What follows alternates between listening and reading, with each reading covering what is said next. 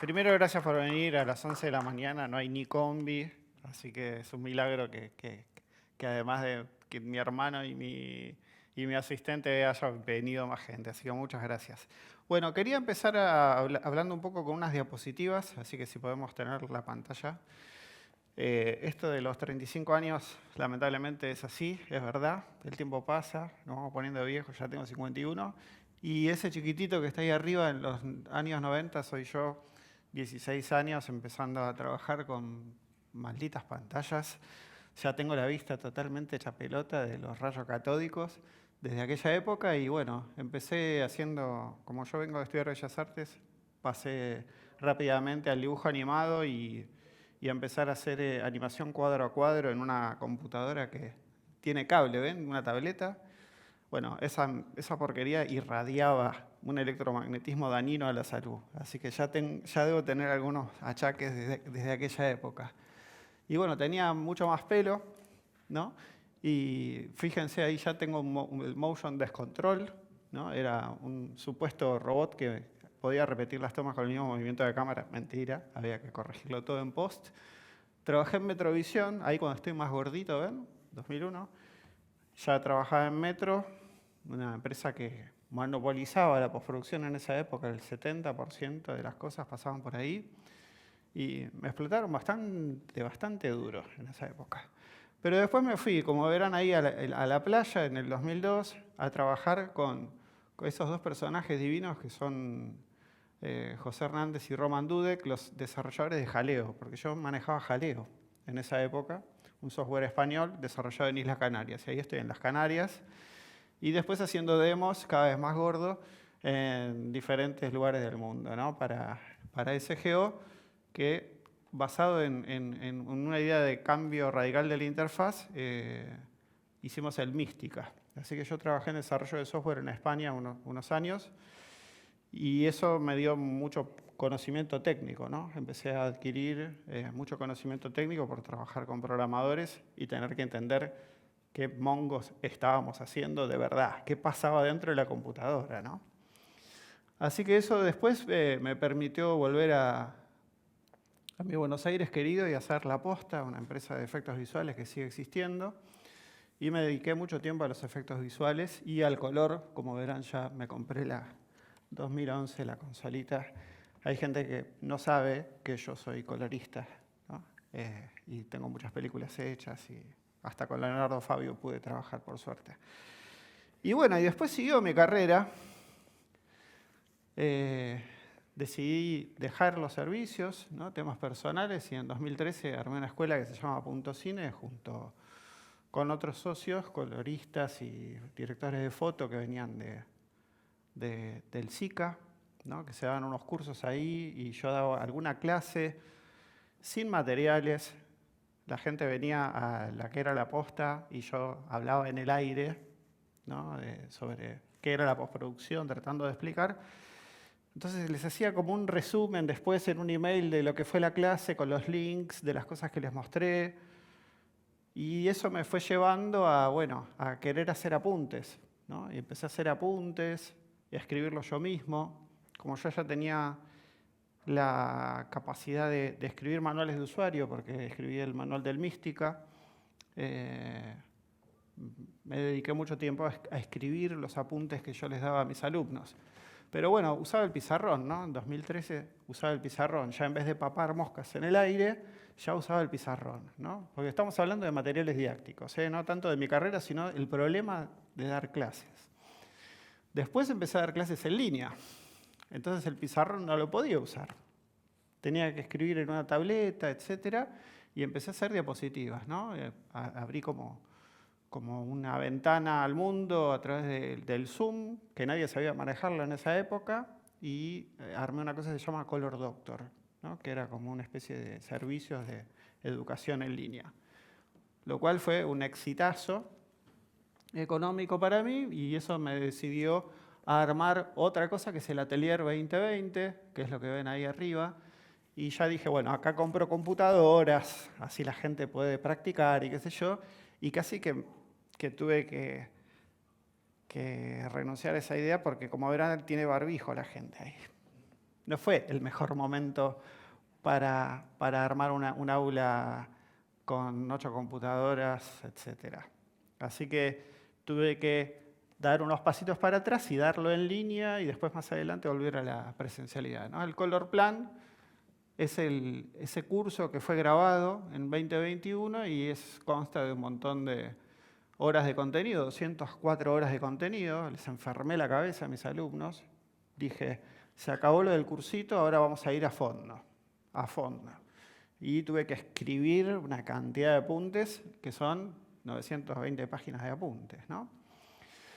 Así que bueno, fui recopilando experiencias y me fui a México.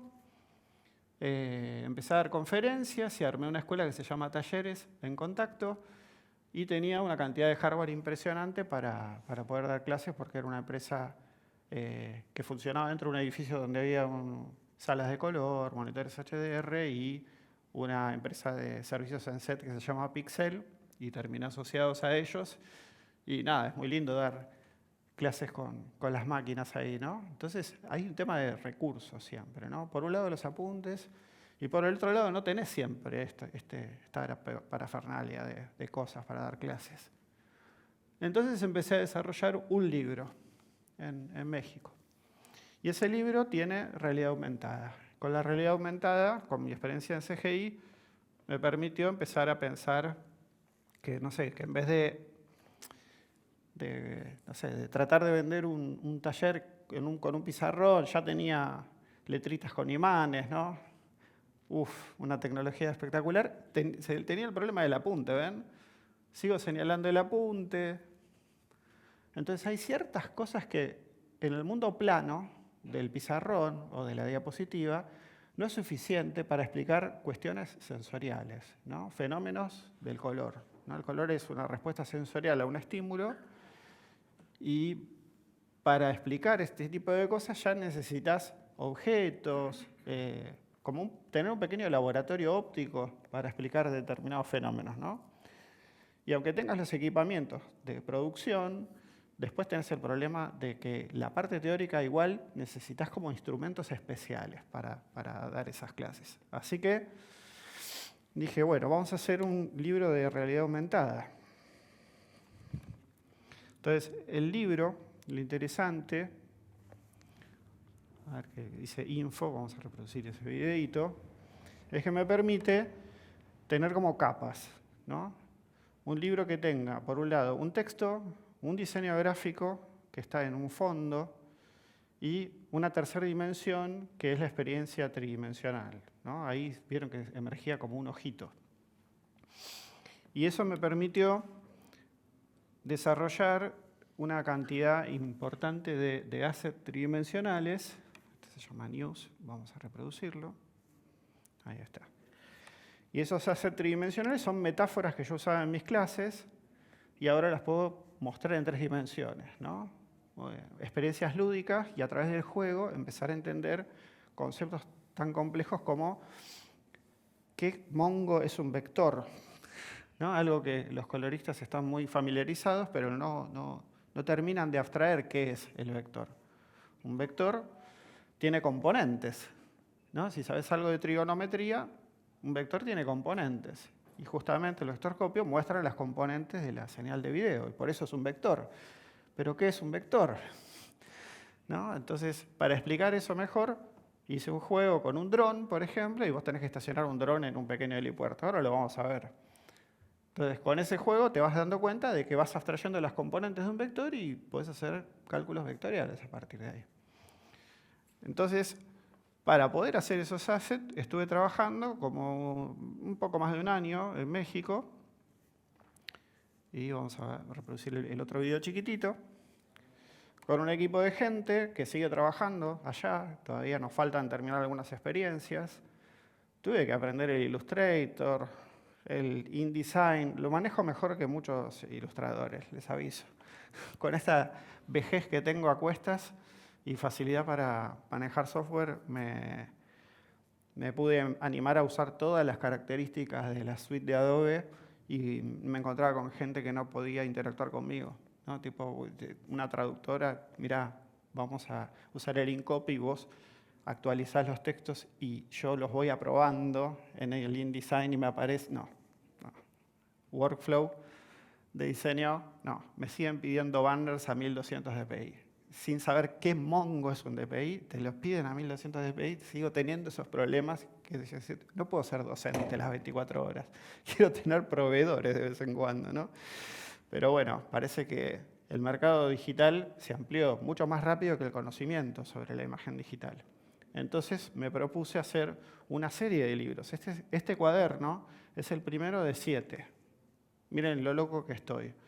Me costó 1,5 huevos hacer el primer libro y quiero hacer 6 más. Pero bueno, el primero es acerca de colorimetría, una introducción a la ciencia del color, ¿no? Cómo se mide el color. Y me doy cuenta que cuando quiero explicar cómo se mide el color, ¿ustedes cómo se imaginan que se mide el color? ¿Cómo se miden las cosas? Uno agarra y dice, bueno, con la cinta métrica. Sí, no, para. Cuando no existía la cinta métrica, ¿cómo medíamos?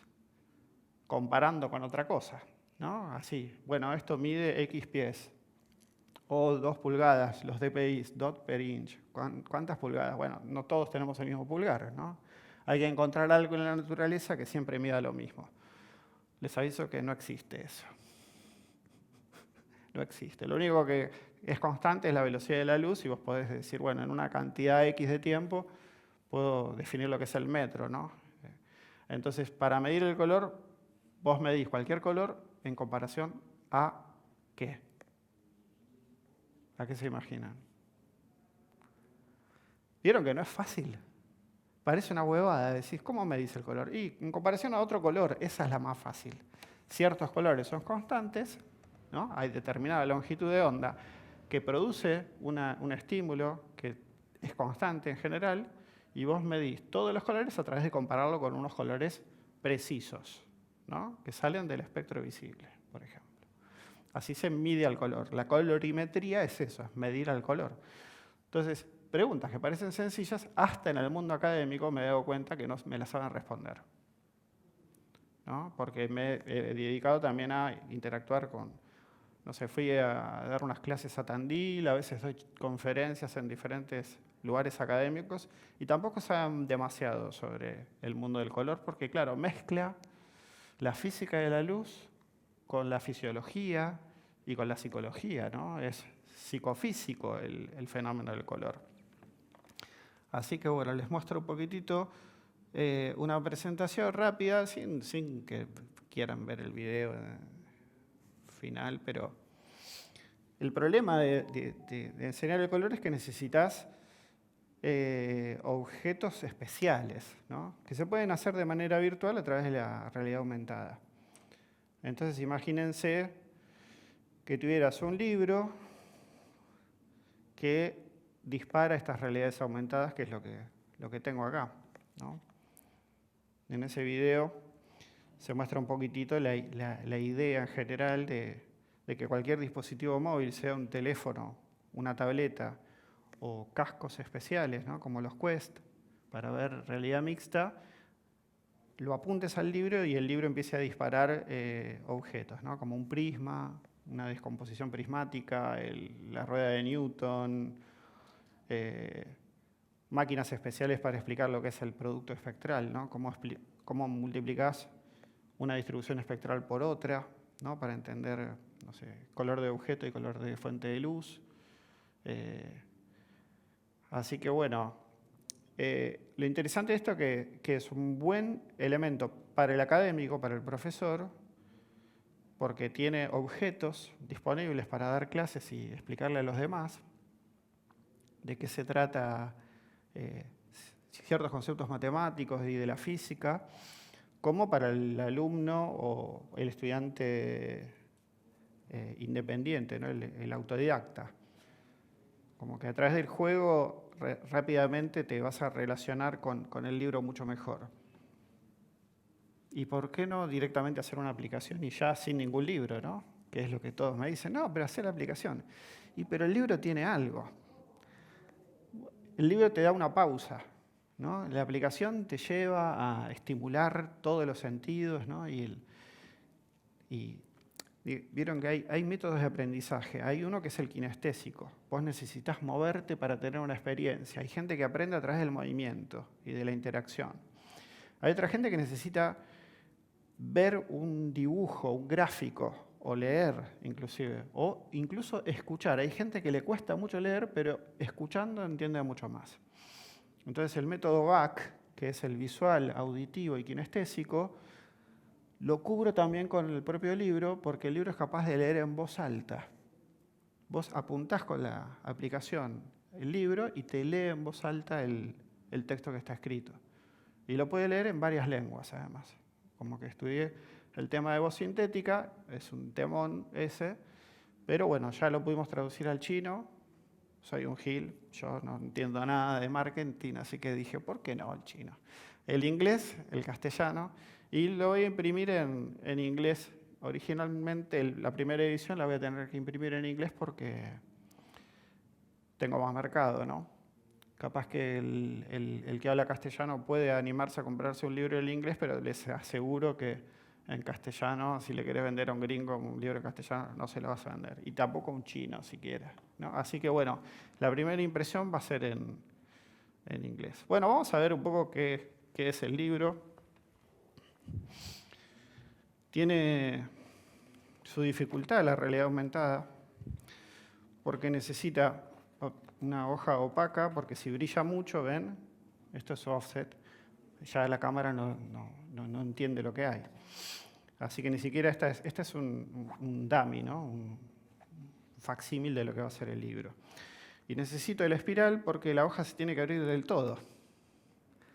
¿Por qué? Porque si no está plana la hoja tampoco funciona bien, y si vos soltás el libro, que en un libro como una encuadernación normal se levantan las hojas y cuando agarras el iPad, la tableta, el teléfono, ¡ah! Entonces el espiral, que es, convengamos, feo, ¿no? Pero ¿qué hice? Lo oculté adentro de una especie de carpeta, ¿no? Así que fue todo un tema encontrar la manera de que el espiral quede centrado, bla, bla, bla. Como verán, me gusta meterme en todos los detalles y así la paso, ¿no? Me angustio mucho. Bueno, como verán, los gráficos no es que son típico manual donde vos tenés texto y al lado una fotito, porque eso hace que no entiendas del todo el gráfico. Entonces acá los gráficos están como atrás del texto y son sugerentes, como que te disparan un poquitito la curiosidad para que a través de la experiencia vuelvas a la hoja y después entiendas. ¿Qué es esto? ¿No? La interpolación lineal, por ejemplo, ¿no? ¿O qué es esto de RGB to YAV? ¿Qué es? ¿No? Bueno, es parar un cubo en uno de sus vértices, ¿no? La coordenada polar. Como verán, se pone picante al final. Trigonometría, la calibración de punto blanco, el espacio nativo, el espacio estándar, la pureza y la longitud dominante, la cobertura, el propósito de representación, hasta llegar a colorear Pirias Model, ¿no? Y empezar a ver lo que es la tolerancia, ¿no? De una calibración, etc. Pero antes hay conceptos muy elementales como los sentidos. Porque si no empezamos bien por abajo, como que a medida que vas progresando en el contenido no se entiende. Entonces es mejor limpiar hasta lo más básico de qué es la imagen, ¿no? La imagen. La imagen visual es una cosa y la imagen a secas es otra cosa, ¿no? Es la huella sensorial que deja cualquier estímulo, ¿no? Y hay fenómenos como la sinestesia que suceden en el inconsciente. El inconsciente es sinestésico. Un bebé cuando nace no distingue de cuál sentido vino el estímulo. No entiende si tiene frío o hambre, llora. Hay algo que está mal, me falta algo, no sé. Entonces, eso está a nivel inconsciente todavía. Se relacionan los sentidos en el inconsciente. Entonces, después hablar de la adaptación, ¿no? La abstracción como concepto, un poco filosófico, porque yo justo estudié filosofía, además tuve algo de tiempo para estudiar algunas materias de filosofía, no pude terminar la carrera, como ninguna carrera, nunca terminé nada porque me dediqué siempre a estudiar por mi cuenta. Así que bueno, esta espiral hizo que la serie se llame Cuadernos, ¿no? Es de colorimetría. Después va a venir forrado el libro con una explicación de qué coño hay adentro, porque si no ves un libro rojo y nada más. Vamos a dejar esta copia acá y vamos a arrancar con la aplicación. Que se llama Carnal, la aplicación, porque es un juego de palabras, ¿no? Tiene el AR de Augmented Reality, bien argento además. La realidad aumentada en inglés suena bien argentino. Y además, carnal, estuve en México. Así que carnal es un poco inspirado también en un filósofo que habla justamente de la vida espectral, ¿no? Lo que nos proponen los dispositivos, tener una vida virtual y ver la realidad siempre a través del dispositivo. Entonces le falta carnalidad a nuestra vida actual. Así que carnal también es eso, ¿no? Es la invocación a decir, bueno, quiero que tengan una experiencia carnal y por algo el libro es necesario. No es independiente la aplicación. Si no tenés el libro, la aplicación no funciona. Necesitas sí o sí apuntarla al libro. Bueno. Esto tiene su música, pero no importa, no la vamos a escuchar ahora. Es insoportable escucharla todo el tiempo. Y ahí está. Ahí está cargando. Mientras pasa la animación, el usuario se distrae. ¿No? Y este es el menú principal donde vos podés configurarlo en diferentes lenguas, ¿no? Y la performance también del dispositivo. Las experiencias se bajan por separado. Yo lo puse en castellano ahora. O sea que si se te llena el dispositivo podés borrar las que no necesites. Y bueno, lo que hay que hacer primero es escanear la superficie donde está el libro. Y después decirle, el libro está más o menos en esta posición. Porque hay algunas experiencias que son relativas a la posición del libro. Así que ahora, como verán, yo apunto a ningún lado y ahora apunto para abajo y aparece un iconito ahí. Ese iconito me dice que hay una experiencia. Como estoy hablando de los sentidos, en general, solemos creer que hay alguien adentro de nuestra cabeza, ¿no? Como que ahí reside la inteligencia y los sentidos. Y en realidad tenemos tres tipos de tejidos, ¿no? El endodermo, donde están esos órganos que están en el centro, el mesodermo, que son los huesos, el sistema circulatorio, los músculos, y el ectodermo, que paradójicamente está por fuera, es la piel, y el sistema nervioso, el cerebro, los ojos, los sentidos, pertenecen todos al ectodermo, ¿no? Uno siente con todo ese tejido. Es muy difícil localizar el lugar donde uno siente, ¿no? Pero bueno, muchos relacionamos la cabeza como el lugar donde residen las ideas, las sensaciones, pero bueno, no es tan así. Si estudiamos un poquitito de neurología, van a ver que el cuerpo está todo muy interrelacionado. Acá empiezo a hablar un poquitito de lo que es el arte, ¿no? Miren, a dónde me meto, ¿no? En el berenjenal que me meto. Entonces muestro la obra de Shakespeare, ¿no? Esta es como una carta. Lo lindo es que te puedes meter y varias personas pueden estar chocando en el espacio contra el mismo libro, ¿no?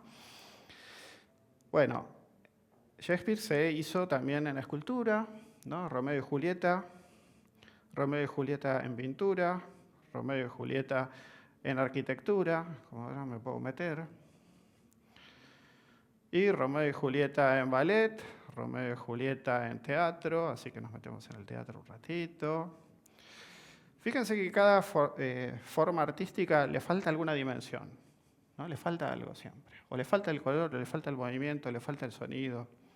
Siempre falta algo. Entonces hay algo en el goce estético que es reconstruir esas dimensiones faltantes.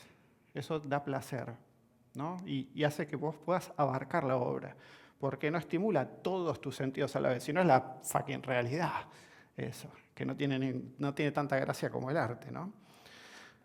Entonces, el libro sigue avanzando un poquitito. Voy a mostrar algunas experiencias, no todas, por el tema de tiempo. Pero bueno, acá hablamos de la sinestesia. Hay una que es Buba y la otra es Kiki. ¿Cuál es cuál? Está condicionada la sinestesia muchas veces. ¿Cuál es Buba y cuál es Kiki? Imagínense cuál es cuál, yo voy a tocar el objeto. Todos coincidimos, ¿no? Bueno, esto hasta Foucault lo estudió, ¿no? Kiki es una palabra que utiliza ciertas consonantes que tienen que ver con la dentición. Y hay como una memoria del dolor, de cuando te surgieron los dientes, ¿no? El tipo se fue hasta estudiar los fonemas. Así que hay ciertas cosas que condicionan la sinestesia, ¿no? Ciertos estímulos que están asociados. Y a veces se asocian a través de temas cultura, ¿no? Vamos a disparar otra experiencia. Vamos. Este iPad no es el mejor del mundo. Tengo la voy a forzar, la experiencia, porque esta no es la impresión final, además, donde empiezo a hablar de la imagen visual, la diferencia de la imagen sensorial. Entonces acá, como verán, tengo un mundo tridimensional y un mundo bidimensional. Esta es la proyección 2D de ese mundo. Entonces yo puedo empezar a interactuar para entender, ¿no?, el fenómeno de la cámara oscura. O puedo mover al nene, ¿no? Vamos. Tiqui, tiqui, tiqui, tiqui. Entonces, empezar a entender que el estímulo, uno puede confundirlo con el estímulo distal, ¿no?, que es la realidad tridimensional, versus el estímulo proximal, que es lo que se da dentro de la retina. Adentro de la retina, la imagen ya es plana, ya es bidimensional. Así que, bueno, no hay que confundir a veces el estímulo distal con el proximal.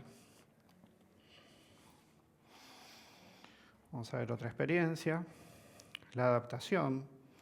Hay ciertas experiencias que se pueden acumular en la mesa, y yo ya la dejo ahí, y puedo seguir llenando la mesa de objetos. Y bueno, esta experiencia habla un poco del ojo humano, donde yo puedo manejar el iris. Voy a borrar esta. Vamos a cargar de nuevo. Ahí está.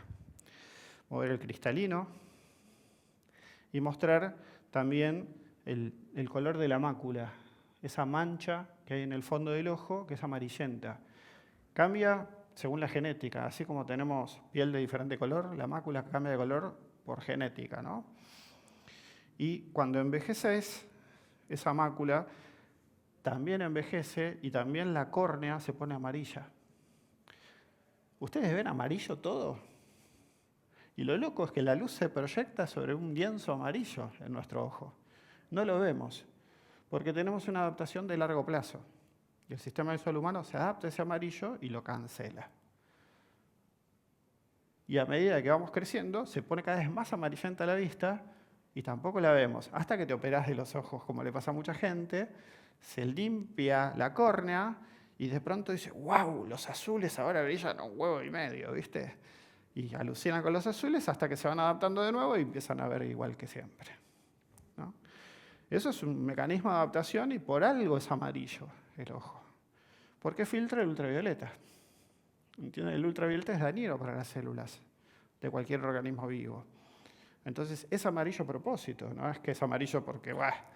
No, si no fuera amarillo nuestro fondo de ojo, estaríamos destruyendo nuestras células enseguida. Así que ese filtro amarillo es necesario, ¿no?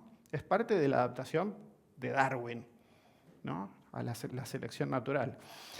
Y así tenemos diferentes experiencias, que algunas son más test psicofísicos, donde hay que acercarse al dispositivo y ver una intensidad de cian, que no lo voy a hacer porque lleva un tiempo, y después mirar las famosas frutillas esas que, acá puedo decir frutilla, bien, porque en México tengo que andar diciendo fresa. No hay tinta roja en esa imagen, ¿no? Y, sin embargo, entendemos que la frutilla es roja, pero por adaptación. Bueno, justo acá estamos pasando a través de un dispositivo que hace balance de blanco, ¿no? Pero yo, viéndolo con mi visión directa, la veo más rojo, pero porque el blanco tiene un poco de cian, ¿no? Entonces hay que entender cómo entendemos el color. Hay gente que piensa que tenemos un colorímetro en el ojo. No, El ojo humano es muy diferente a un colorímetro. Percibe contrastes, diferencias, nada más. Entonces hay que entender un mecanismo que es el mecanismo de adaptación, porque si no, no entendés lo que es el color. Después hay otros juegos que son para entender qué es el concepto de abstracción, porque con la abstracción vos te alejás del mundo real por un momento. Y la abstracción te permite encontrar atributos en lo visible. Perdón, voy a ver si... Como tengo una sombra que me da la espiral, no estoy seguro. Si no la esfuerzo y ya. No, me sigue reconociendo la otra.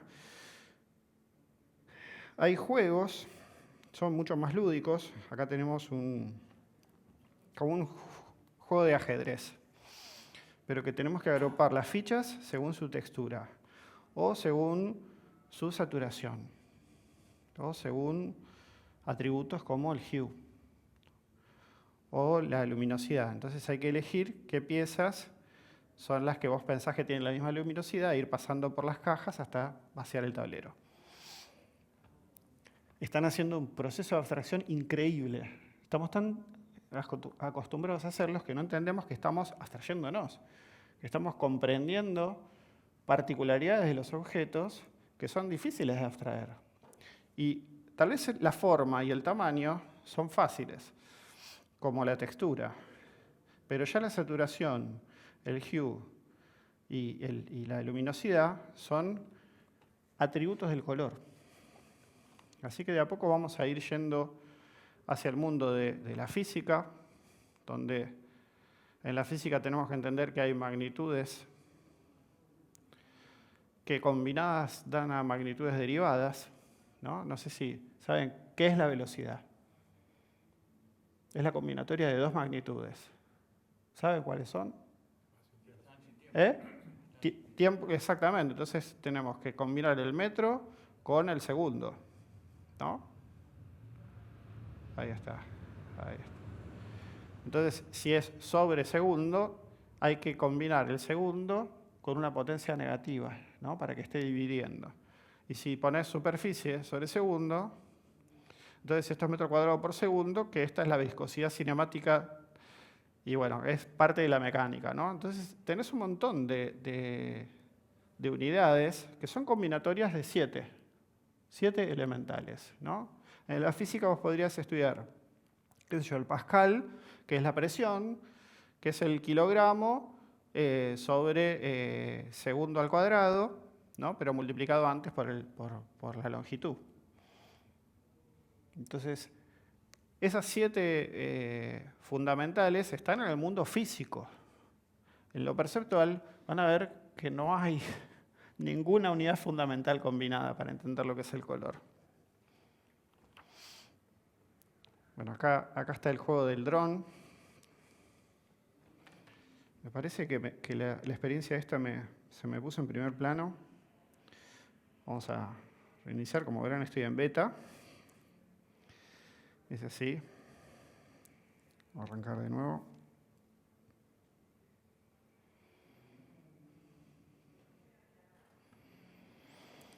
Entonces, como verán, ya vieron como familias de experiencias muy diferentes, ¿no?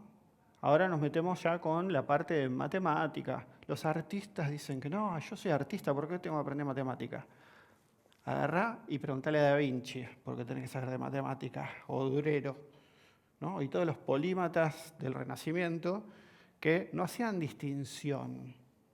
Tipo, no, el artista es sensible. Las pelotas, el artista tiene que sentarse y trabajar. Es trabajo. El arte es trabajar, ¿no? Si no, preguntale a Picasso, que decía que había un porcentaje de inspiración y después de transpiración, ¿no? En cualquier obra. Y se le llama obra de arte, ¿no? Es trabajo. Bueno, esta guacha no quiso. Ah, ahí está, mira. Sí, la agarró. Bueno, acá está la experiencia del dron, ¿no? La que les contaba. Es un jueguito bastante sencillo, donde vos tenés que aterrizar el dron acá. Andás a ver dónde fue a parar el dron. No sé dónde fue a parar. ¿Dónde está el dron? Ahí está. Hay que estacionarlo ahí. Ok, pero hay un viento, ¿ven esa manga? Entonces el juego es contrarrestar la fuerza del viento. Entonces tengo el viento en azul y la posición del dron. Si yo le digo que viaje hasta acá, el viento me lo va a tirar para afuera. Entonces hay que contrarrestar. Y con las componentes lo hago. ¿Ven las componentes que son estas huellas azules en los ejes? Yo puedo contrarrestar eso. Fíjense que le digo que viaje a más 4 y que en vertical vuele un poquitito para arriba. O sea, fíjense la dirección que voy a tomar para aterrizar ahí, porque estoy contrarrestando el viento. Listo. Ahora me muestra si lo logro. Bien. Bueno, ponele que llevas prueba y error, pero en un momento te das cuenta qué coño es un componente, ¿no? Porque vos tenés el vectorscopio que lo que hace es dibujar desde un origen de coordenadas, que es la nulidad de cromaticidad, hacia las dos componentes cromáticas, U y V, ¿no? Horizontal y vertical. Llámenle como quieran, R-I, B-I, CR, CB, le podemos poner cualquier nombre, son las componentes. Entonces la cromaticidad se expresa a través de dos componentes en general. Después está la luminosidad, que es el tercer eje que le falta a este gráfico. Entonces lo interesante es entender después que cuando hablamos de un vectorscopio, que estamos hablando de un modelo además, ¿no? Esas componentes corresponden con un modelo. Pero bueno, antes tenemos el problema de medir las cosas, ¿no? Acá se habla un poco de la medida y aparece una otra experiencia que, bueno, tenemos el metro patrón, tiene un help, ¿no? Y tiene en el help tiene un montón de explicaciones adicionales y además te puede leer el libro en voz alta. Bueno, yo ahora anulamos el audio, pero bueno, se escucha ahí que lo lee, después lo desconecto, pero es medio insoportable la voz sintética, ¿no? Y lo leen varias. Bueno, fíjense que acá tenemos, no sé, el sistema solar con la Tierra ahí en un esquema. Hay cierto momento del año, ¿no? A determinada hora de la mañana, donde el Sol puede pasar por una puerta, ¿no? Hay muchos templos en México que... Esta es una reproducción de un templo mexicano, donde pasa justo por la puerta ese día. Es el día del equinoccio, ¿no? Acá no tenemos esas cosas. Pero bueno, este reloj solar, por ejemplo, cuando pasa el sol, giraría al revés, ¿no? En el hemisferio sur. En el hemisferio norte, la sombra avanza así. No sé si les suena, ¿no? Es como si fuera la aguja de un reloj. Entonces, para medir el tiempo también necesitamos cosas que sean regulares, como por ejemplo las fases lunares. La vuelta entera de la luz en la luna hace que la luna nueva sea un punto un día para empezar a contar y resulta que son 28 divididos por 4 las semanas y así sucesivamente, ¿no? Empezar a incorporar la idea de la medida para que cuando lleguemos a colorimetría no nos hagamos las preguntas más elementales. ¿Contra qué comparamos un color? ¿No? Que eso es lo que no podíamos responder. Después hay otras experiencias que son interactivas acá mismo. Lo pueden desarrollar un filtro esto y esta mariposa empieza a moverse. O si mirás fijo ese punto, con un solo ojo, empieza a desvanecerse. Si no, lo pueden hacer acá. Cierren un ojo y miren la nariz del gato. Van a ver que se va a empezar a borrar todo el gato. No sé si les pasa rápidamente, pero el ojo humano, si se queda quieto, desaparece la imagen. El ojo humano necesita movimiento. Y como el artículo habla de dominios, los dominios son abstracciones, ¿no? Por ejemplo, el dominio del ritmo, de la forma, del movimiento. Estamos haciendo divisiones visuales que no existen en la realidad, son abstracciones. Y esos dominios son codependientes en el sistema visual humano. Hay que entender eso porque si no la colorimetría te va llevando a un engaño. El color se puede medir y siempre esta coordenada colorimétrica es igual a rojo. Mentira. Esa coordenada colorimétrica es igual a esa coordenada colorimétrica. Punto. No quiere decir rojo todavía. Necesitas la adaptación. Necesitas el tiempo. Necesitas un montón de otras cosas que la colorimetría no toma en cuenta, ¿no? Y son los errores grandes que tiene esta ciencia. ¿Cómo estamos de horario? ¿Alguien me puede decir la hora? No puedo verlo. Bueno, tenemos tiempo para un par más. Y fíjense qué codependientes son que todos los científicos del color estudiaron a través de la integración espacial. No sé si conocen estos juguetes que cuando giran rápido... A ver. Hola, ahí está. Se integran, ¿no? Las dos caras. ¿Alguna vez los vieron, los taumátropos? Bueno, si vos haces girar este disco rápido, también se integran las porciones del disco. Bueno, esto Munsell lo usó para estudiar sus escalas perceptuales de la croma y del valor, ¿no? O Maxwell, a través de la mezcla de 3 colores primarios, podía emular la mayoría de los colores que están en el centro del disco, ¿no? Empezó con sus experimentos de igualación. Si gira este disco rápido, azul y amarillo, ¿qué color se forma? Verde. No. Se forma gris. La mezcla óptica funciona diferente a la mezcla de pigmentos, ¿no? Porque la mezcla de pigmentos es semisubtractiva, ¿no? No es subtractiva del todo, como si fueran 2 filtros. Entonces hay muchas maneras de estudiar el color. Pensar que el color es un color base que se mezcla con blanco y con negro, ¿no? Como hizo Oswald. Y bueno, fíjense que hay muchos discos en la historia de la ciencia del color que fueron los instrumentos para tratar de mezclar los colores, pero no como si fueran pigmentos, sino a nivel óptico, que se mezclan distinto. Y después ya tenemos la parte más nerd de todo de matemática, que es una tabla, ¿no? A diferencia de qué es una ecuación. Entonces hay diferentes ejercicios de entender qué es un eje cartesiano, ¿no? Porque hay gente que le cuesta, ve el gráfico y no lo interpreta del todo bien. Tipo, ¿ves el gráfico? Sí, ¿no entendés? No.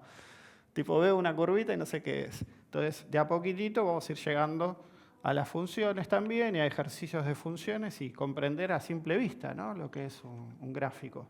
Porque colorimetría abunda de matemática, ¿no? Y la ciencia del color en sí. Y después hay cosas muy locas que nos dan una pauta de cómo funciona el sistema visual humano, que son las ilusiones ópticas, ¿no? Donde tenemos acá una galería de ilusiones que tiene su explicación cada una del autor, ¿no? Qué es lo que buscaba en cada imagen. Esta, por ejemplo, ven que ahí se ve claramente que hay la letra N y L de ese lado son azules, y de este lado vemos la K, que es amarilla, ¿no? No hay discusión. Si vos componés esos colores sobre blanco, en realidad son colorimétricamente grises. Pero el entorno hace que vos lo veas del color complementario a la luz, ¿no? La parte amarilla, ven, el gris se ve azul, y en la parte azul el gris se ve amarillo. Esto de la colorimetría le cuesta mucho calcularlo. Necesitas modelos de apariencia de color, ¿no? Una cosa que se ven al final del libro. Entonces hay muchas ilusiones ópticas acá que son interesantes para entender que la colorimetría va a fallar en estos casos, ¿no? La K de arriba y la K de abajo tienen el mismo intensidad de verde, pero la integración hace que veamos más clara la K superior, ¿no? O esta ilusión que cuando vos te alejás empezás a llenar de color, ¿no? El feeling, ¿no? Un efecto que genera el sistema visual humano y que es imposible de evitar, y todos lo vemos igual, no es que hay una persona que no lo ve. O esto, las letras son grises pero tienen líneas verdes o azules o rojas por adelante y se ven llenas de color, ¿no? Como que se contagia el color. Pero van a ver que en un momento el color, en vez de asimilarse, se contrasta, lo opuesto, ¿no? Entonces hay un problema de dimensionalidad. ¿Qué tamaño, de qué frecuencia tiene el color para que veamos un color u otro? ¿El opuesto o la asimilación, la mezcla?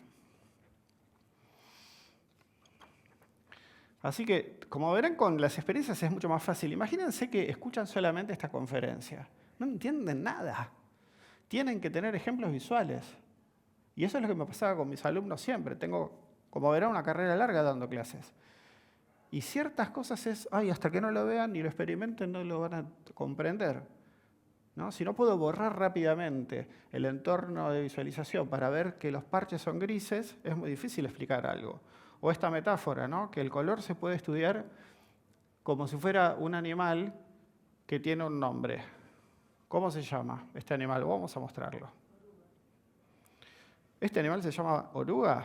Vamos a ver si se sigue llamando oruga. ¿Y ahora cómo se llama? ¿Se llama crisálida o oruga? ¿En qué quedamos? Es otra etapa. ¿Y por qué no le ponemos un nombre? Roberto o Claudia, ¿no? Se llama Claudia, mucho más fácil. Entonces, le ponemos un nombre, rojo, naranja, ¿no? Se llama naranja, punto. Y una cosa es entenderlo como si fuera una distribución espectral, una coordenada colorimétrica o justamente el naranja, ¿no? Esa abstracción que hacemos que lamentablemente es dinámica y cada vez que la toquemos y se mueva, tal vez cambie de color, ¿no? Entonces, un mismo espectro puede resultar en amarillo, en gris, de acuerdo a la adaptación, ¿no? Entonces, el color es un fenómeno complejo, dinámico y que se puede estudiar a través de la física, la colorimetría o la psicología también, ¿no? La percepción. O yo prefiero decir la lingüística, porque la psicología yo la relaciono, no sé por qué, con Sigmund Freud, con Lacan, no con la psicología del color, sino que lo relaciono más con la lingüística, el significado, ¿no? de determinadas cosas dentro de un relato. Y hay otros fenómenos que se pueden hacer de manera virtual. Acá tenemos una famosa luz RGB que mezclado va a dar una luz blanca, ¿no? Y después otra fuente de luz que es una luz continua de espectro completo blanca. Entonces, si ponemos a iluminar estos dos objetos, que va a ser un ají, acá puedo decir morrón, si no tengo que decir chile, naranja y otro amarillo, bajo una fuente de luz blanca, real, con espectro completo, se van a ver cada uno en su color, pero bajo la luz RGB, no, se ven los dos iguales naranjas.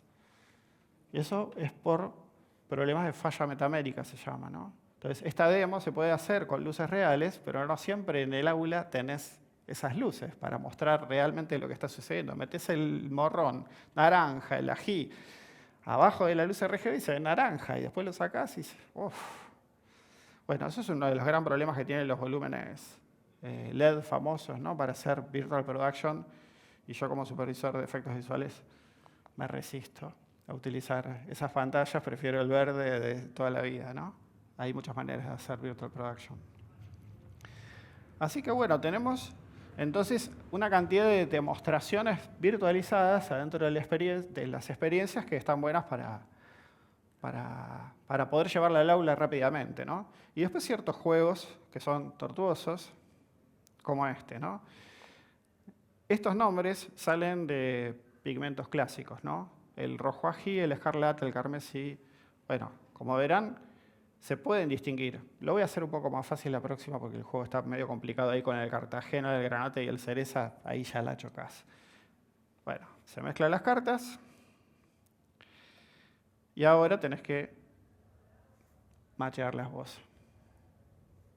Bueno, este ejercicio que parece una tontería es para ejercitar lo que se llama la memoria color. Vos tenés que asociar el estímulo con una palabra. Cuanto más vocabulario de color tengas, más memoria color vas a tener. Entonces, en la época del color timing, donde vos no podías detener el proyector, veías una escena y tenías que colorear y decías, uy, quedó muy verde. ¿Cuánto? Una gotita, decíamos con Estañaro. Una gotita, media gotita, ¿no? Y hacías otra copia más y decías, bueno, una gotita, media gotita. Subía medio punto, qué sé yo. Revelabas de nuevo, decías, no, nos quedó muy verde. Bueno, hay que pagar $1000 más de otra copia.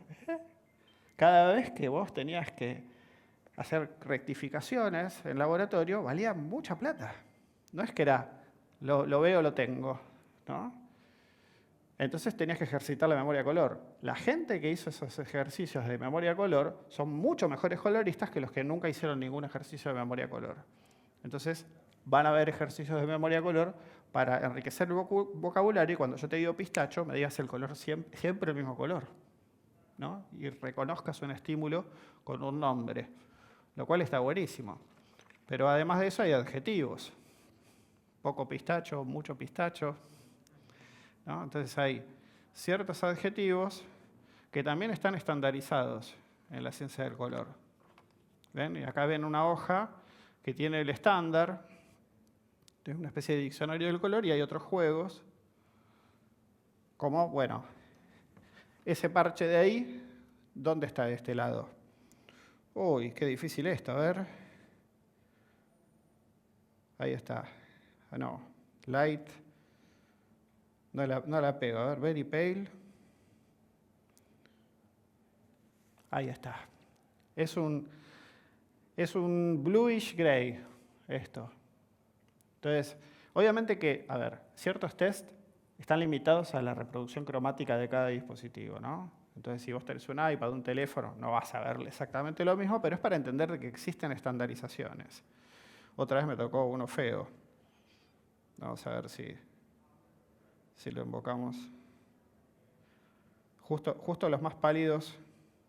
Voy a pedir que no te ponga eso los primeros porque es greenish white. A ver. Bueno. Este será very light, un verde very light, no, o very pale. Entonces va jugando y ejercitando. No, este era el light. Bueno, esto también está en castellano, ¿no? Pero bueno, no son los mismos términos. Entonces, los adjetivos también están estandarizados. Y está bueno aprenderlos y memorizarlos también. Porque inclusive puedes tener más que los nombres propios de los colores, sino ya alteraciones de un nombre propio. Así que bueno, los atributos también surgen de teorías de color diferentes, ¿no? Acá tenemos la teoría de Munsell. Y cada teoría está expresada en un atlas. Entonces hay ciertos libros clásicos que digitalizamos, ¿no? Acá vamos a ver la publicación de Chevreul sobre los colores y los círculos cromáticos. Y como no tienen regalías, ya estos libros son clásicos, los podemos reproducir adentro de la aplicación, ¿no? Y echarles una miradita. Obviamente estamos reproduciendo en otras de un dispositivo, no se ven iguales que los originales. Los originales igual se veían diferentes porque las tintas fueron envejeciendo con el tiempo. Otras teorías, ¿no? Como el trébol cromático o el atlas de Munsell, y echarle un ojo a cómo fue la teoría, cómo fue llegando a la teoría o la teoría de Oswald. Así que tenemos diferentes libros clásicos que vamos a ir agregando cada vez más adentro de esta galería y es una manera de acceder rápidamente a algunos libros clásicos. Y a su vez, también la representación tridimensional de esos libros como si fueran sólidos, ¿no? Modelos tridimensionales. Como el árbol de Munsell o el doble cono de Oswald, ¿no? Hay que leer un poco el libro para entender qué estamos viendo, ¿no? Esta es la pirámide de Lambert o la esfera de Runge, que se puede cortar en diferentes dimensiones para ver diferentes tipos de atributos. Así que bueno, esto es como una experiencia de museo, ¿no? Te podemos hacer experiencias de museo y otras experiencias que están más relacionadas con el juego, ¿no? Esto es para empezar a entender algo de lo que es la luz, ¿no? Acá tenemos una frecuencia de 5 Hz, como verán. Cae una gota cada 2 segundos. Aumento la frecuencia. Ok, cae más rápido. Y si le saco una foto, me dice qué distancia hay entre gotas. Eso sería la longitud de onda, ¿no? De una frecuencia. Entonces van a ver que son parámetros inversamente proporcionales. Esto para empezar a entender con un juego cosas que después van a aparecer más adelante de fotometría, ¿no? Voy a avanzar a fotometría para que se den una idea un poco de qué se trata, ¿no? Y ya vamos terminando. Bueno, como verán, hay galerías de ilusiones ópticas, hay una experiencia muy linda. Vamos a ver si no crashea. Ahí está. Ahí viene. Vamos a meternos en el ojo humano, entender cuáles son las partes de ese ojo.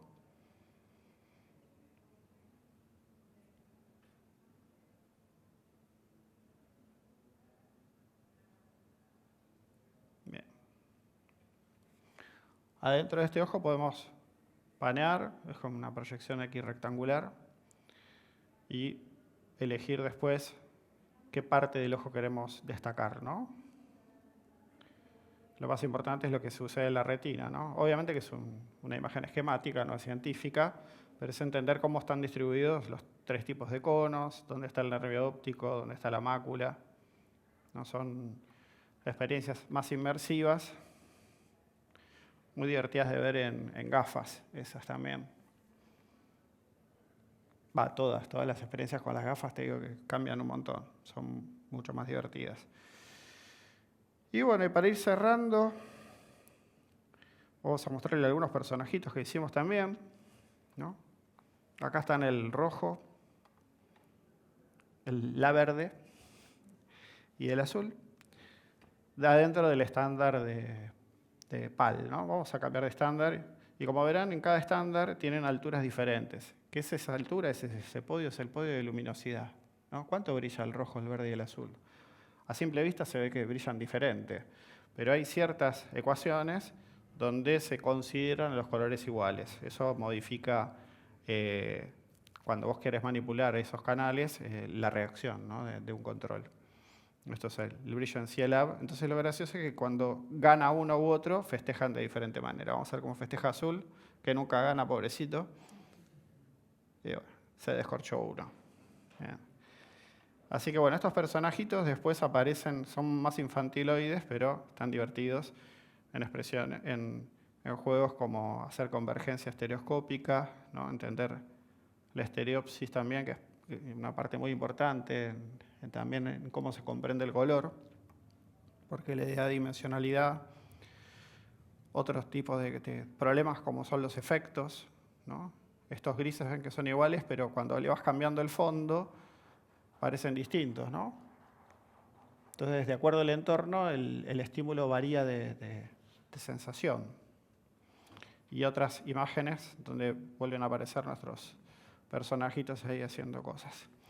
Bueno, eso es un poco, como verán, son unas cuantas experiencias, no termino más. Si sigo tocando acá botones, se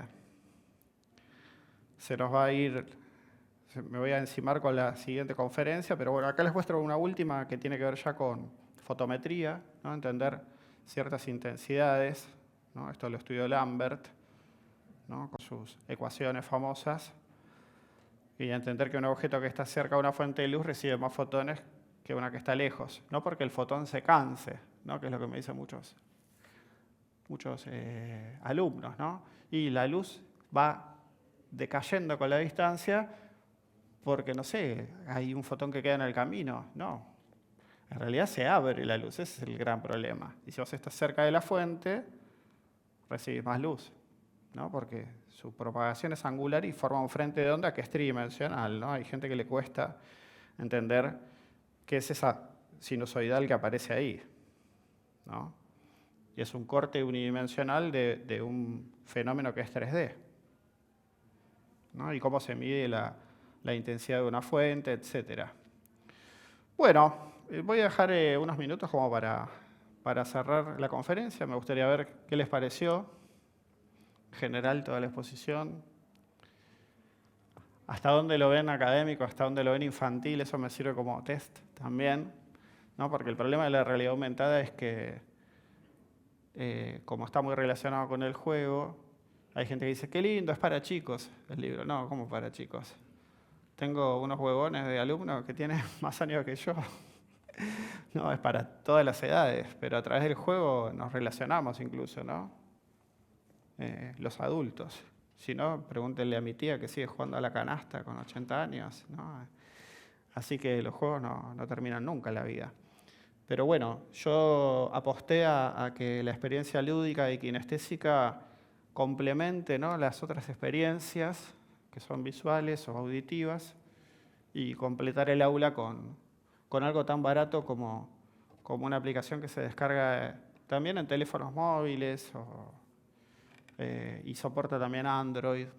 Bueno, me gustaría ver cuáles son las reacciones generales, ¿no? No sé si alguno es docente, se dedica a la docencia. ¿Qué te pareció en general? Sí, yo creo que es muy acertado lo que estás diciendo. Yo comparto tu opinión de que hay cosas que es muy difícil poder explicarlas conceptualmente. Y yo creo que esta solución puede servir un montón. Sí, la verdad que sí. Una pregunta. Te pasamos el micrófono, así queda grabado también. Sí, hola. Mi pregunta es, ¿a quién te imaginaste en el proceso de aprendizaje del color, en aplicación audiovisual, el libro? ¿Es para alguien que comienza? ¿Es para alguien, digamos, combinando esto con la función de un DaVinci Resolve, Claro. en el aprendizaje de la utilización del software? ¿A quién te imaginas que...? Mirá, yo me imaginé a mí mismo. Yo hago las cosas que me gustan. Entonces, no tengo ni idea, la verdad, si a los demás les van a gustar. Espero que les guste, ¿no? Para empezar. Hasta Una ahora cosa de te gusta. narcisista al palo, ¿no? Tipo, yo a mí me gusta esto, lo hago y después veo si les gusta a los demás. A mí me gusta la zanahoria con dulce de leche, espero que les guste y se la sirvo, ¿viste? Pero, a ver, me hubiera encantado tener este libro cuando empecé, pero también hace 10 años. Y no empecé hace eso, empecé de 35. Entonces, me parece que el libro me sirve a mí cuando yo tenía 16 y estaba con la computadora quemándome las pestañas sin entender que era una disquetera. Y también hace 10 años cuando empecé a estudiar, porque esta información en general está desperdigada en miles de artículos y papers en diferentes lugares. Entonces, el trabajo arqueológico que tuve que hacer para condensar todo eso en un solo libro fue arduo. Entonces, creo yo que para un colorista que trabaja con Risol, por ejemplo, le vendría bien porque ahí se aclara un poco qué es el fenómeno del color. Si no, no entienden, ¿viste? Imagínate, te doy un ejemplo. Tenés este objeto que es de una marca y tiene que ser este azul y de pronto decís, che, no le puedo dar más azul ya, porque todo el entorno es azul también, entonces no se destaca. Y bueno, ¿qué haces? Cambias el entorno y esto lo dejas igual de azul, ¿no? Si le pones naranja se ve mucho más estridente que si le pones gris, pero si le pones celeste, el entorno se ve menos. Bueno, entender esos fenómenos. También la superficie que ocupa cambia la sensación, ¿no? Y después, ¿cómo funciona el dispositivo? Porque el colorista representa colores a través de un dispositivo, que es muy traicionero el dispositivo. Entonces, cierta tecnología hace que todos veamos el mismo color y otras que no, que hace que haya fallas metaméricas del observador. Si yo te digo fallas metaméricas del observador, es chino todavía, pero después de leer el libro, no. Entonces, te sirve. Aparte te sirve esto, entender que la memoria del color es importante para el colorista, entender que los dominios son codependientes, pero primero tenés que entender que es un dominio, ¿no? La adaptación también. ¿Viste? Cuando vos estás haciendo una escena, te vas adaptando a la dominante de la escena, ¿no?, que te lo da la fuente, y en un momento saltas a otra. Si querés que el corte sea más brusco o menos brusco, te puedes hacer una transición, ¿no? Entonces, hay muchos trucos que tienen que ver con lo perceptual, ¿no? No es un curso de Da Vinci esto. Yo además doy cursos de Da Vinci y hago chinos que la gente no me puede seguir cuando agarro los nodos porque los agarro como si fuera un programador. Entonces lo disuelvo el software en sus componentes y empiezo a jugar con lo elemental. Pero si vos no entendés lo que estoy abstrayendo, un parámetro de color, te cuesta mucho, ¿no? Entonces, creo yo que te ayuda a prepararte para entender lo que es la ciencia del color del libro. Y es importante que el colorista sepa algo de ciencia de color. Aunque se autodenomine artista, ¿no?, tiene una parte técnica importantísima el colorista. Y también tienen que entender que, bueno, de que está haciendo un proceso de abstracción muy fuerte. El color no existe sin la forma. Si vos tenés un campo visual homogéneo, todo rojo, te pasa lo que te pasa con el gato. Desaparece el rojo, ¿no? Eso se llama Ganzfeld. Y si tenés un Ganzfeld adelante, desaparece el rojo. Como te pasa cuando cerras los párpados. que ves rojo por el efecto del párpado, era el sol, pero en un momento empezás a ver verde, cualquier cosa, y decís, chau, es el aura, y un viaje trascendental estoy teniendo, y claro, es el sistema visual humano que trata de acomodarse a un estímulo homogéneo. No puede, necesita la forma, necesita 2 cosas mínimo, ¿no? Un campo partido. Así que sí es importante entender eso. ¿Qué es calibrar un monitor, por ejemplo? Si no, acá están las claves para entender esos conceptos fundamentales. ¿Cuándo sale a la venta, perdón? ¿Eh? ¿Cuándo sale a la venta? ¿Cuándo sale a la venta? Ojalá que a fin de año. Yo estoy tratando de conseguir fondos para imprimirlo también en castellano y que no, porque es una picardía, lo escribí en castellano. Pero bueno, me conviene hacer una primera impresión de 2.000 unidades en el corto plazo. Y el problema es que tiene un costo alto por la experiencia. Entonces, la venta es una mezcla de software con el hardware del libro. Así que bueno, ya tengo que cerrar. Bueno, gracias. Gracias por venir, por la atención.